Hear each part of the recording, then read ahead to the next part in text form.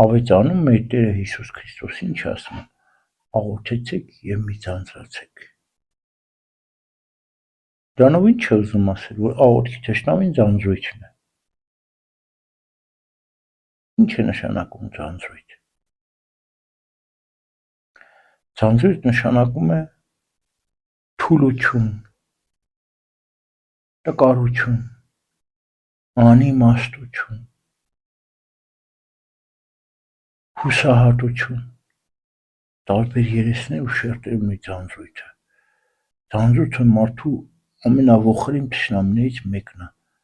Ձանձրույթը կարող է թույլ արտահայտվել, կարող է ուժեղ արտահայտվել, հուսահատեցնել մարդուն, հա։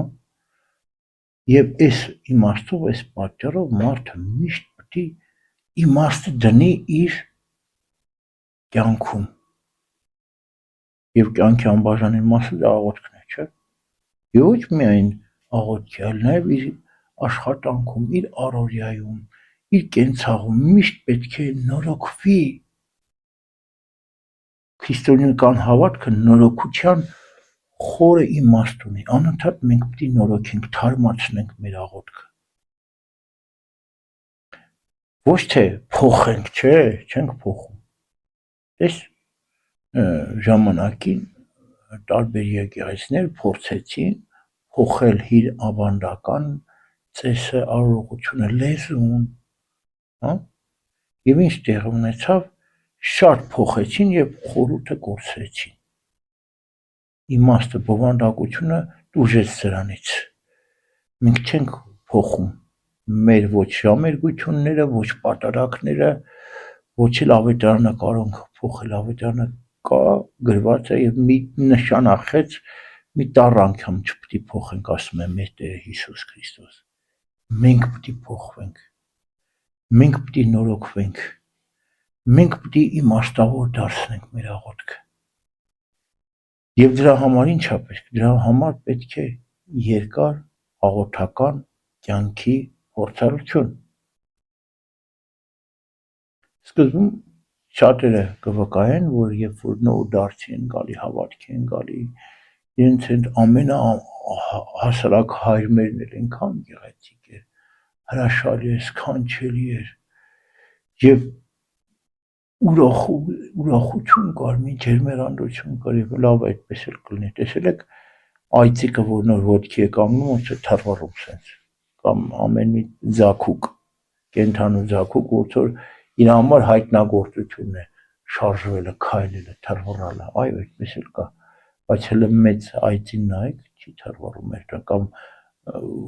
գառնուկին նայեք, թռվռում է, մեծանում է, այդքան չի թռվռում, իր համար քայլելը հայտնագործություն չէ,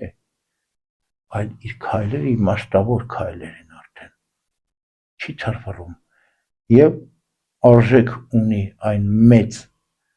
ոչխարի իմաստավոր ընթացքը, կամ գառնուկի թռվռալը։ Գառնուկի թռվռալը գառնուկ ժամանակ իմաստ ունի, իսկ ոչխարի դանդաղ ընթացքը այդ ժամանակ իմաստ։ Ինչու եմ այս օրինակը բերում։ Մեր նորադարձ ժամանակվա աղոթքը, այո, այդպես էլ պետք է լիներ։ Եվ խենթ մի քիչ, խենթ վիճակ էր, խենթ, խելառ աղոթք, գնալ ջերմեռանդ բաներ անել, ծոմեր պահել, պահքեր պահել, ժամերով աղոթել, Աստծո գիրքը ժամերով կարդալ, շատ նորմալ է եւ լավ է, որ այդպես սկզբում այդպես ջերմեռանդ է լինում, բայց հետո պետք է կարգավորվի, դու այդ տեմպով չես կարող երկար գնալ, պետք է կարգավորվի քո աղոթքը, պետք է հստակ լինի, պետք է երկար լինի, ասում եմ, դանդաղ գնում ես, երկար ես գնում, բայց շատ արագ հոգնում ես ու կանգնում ես, էլ չես գնում։ Իսկ այդպես է, եթե դու ուզում ես երկար գնալ, մենք ամբողջ կյանքը պետք է աղոթքով ապրենք, ուրեմն պետք է կարգավորես քո աղոթքը եւ հստակեցնես եւ այլևս ոչ թե աղոթքի ձևերի մեջ, այլ աղոթքի բովանդակության մեջ Աստծո շնորհը գտնես,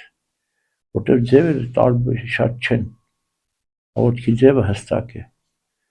ժամերգություններ, պատարակներ, ձեռնամաց, բաց կատարած, երկրպագել, ծնկել, աղոթքի ձևերը հայտնի են եւ շատ չեն փոփոխվել եւ չպետք է փոփոխվեն, բայց աղոթքի բովանդակությունը պետք է փոփոխվի, մեր միջից պետք է գտնենք։ Եկեղեցու Սուրբ Հայրի գրված աղոթքների մեջ ավելի նոր իմաստ պետք է դնենք, օրինակ Նարեկ արծին ինչքան ուզում ես կարդա, այնքան մի բան հայտնագործություն լինում է քո մեջ։ Նույնն էլ Սուրբ Գիրքը, նույնն էլ Եկեղեցու Սուրբ Հայրի գրվածքները, աղոթքները, իրենք անհատնում գանձեր ոնց որ լինեն։ Դու անընդհատ գտնում ես նոր իմաստ, նոր բովանդակություն։ Այսինքն մենք պետք է աղոթենք եւ չձանձրանանք։ Մենք պետք է մեր աղոթքը թարմացնենք, չլճանանք։ Աղոթքի հոգևոր կյանքի լճացումն է վտանգավոր, ոչ թե աղոթքը վտանգավոր։ Չէ, աղոթքը վտանգավոր չի։ Եվ շատ լավ է, որ մարդը կանոնավոր աղոթքներ անում, ձգտում է ժամերգությունների, պատարակների մասնակցել։ Եվ շատ լավ է, որ իր մոտ այդ առաջնային ծայրահեղական վիճակները չկա, ծոմեր, պահքեր, ավելի լավ է կարգ ու կանոնով աղոթել, Եկեղեցու Սուրբ Հայրի գրված պահքերով ընթանալ եւ աղոթք անել, եթե ծոմապահության խնդիր կա, հստակ կարգ ու կանոնով, ամեն ինչ կարգավորված պետք է լինի քրիստոնյայի կյանքում։ Եվ այն ժամանակ մենք մեր միջից կգտնենք այդ աղոթքի իմաստը, խորհուրդը, նպատակը, գեղեցկությունը, վայելչությունը, սքանչելիքը։ Եվ եթե մի քիչ էլ մենք համբերանք եւ այդ ձանձրույթը ամենակարևորը հաղթահարենք, մենք մշտապես ենք ուրախանալու, որտեղ Քրիստոս ավետարանում ասում է ուրախ եղեք, միշտ ուրախ եղեք, չէ՞ Պողոս առաքյալը ասում։ Կրկին եմ ասում ուրախ եղեք։ Այդ ուրախությունը Քրիստոսով է։ Այս աշխարհում միշտ ուրախ չես կարող լինել։ Երբեմն ուրախ ես, երբեմն տխուր ես, ուրախությունը, տխրությունը խառն է իրար, չգիտես, ուրախ ես, տխուր ես, կամ տխուր ես, թե ուրախ ես, բայց Քրիստոսով մենք միշտ կարող ենք ուրախ լինել։